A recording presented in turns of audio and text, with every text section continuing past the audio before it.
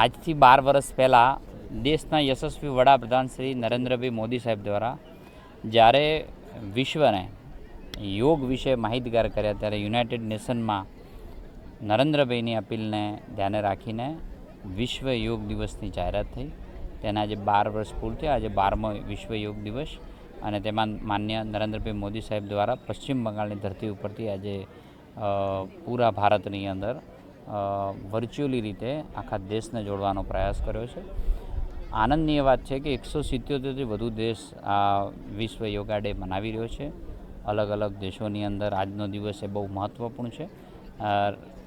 ગુજરાતની અંદર માન્ય મુખ્યમંત્રી સાહેબના નેતૃત્વની અંદર તમામ રાજ્યની અંદર આજે વિશ્વ યોગ ડે ઉજવાઈ રહ્યો છે. આજે એ નિમિત્તે બનાસકાંઠાની અંદર જિલ્લા કક્ષા વહીવટીતંત્ર દ્વારા આજે પાલનપુર મુકામે પોલીસ પરેડ ગ્રાઉન્ડમાં ઉજવાયો છે.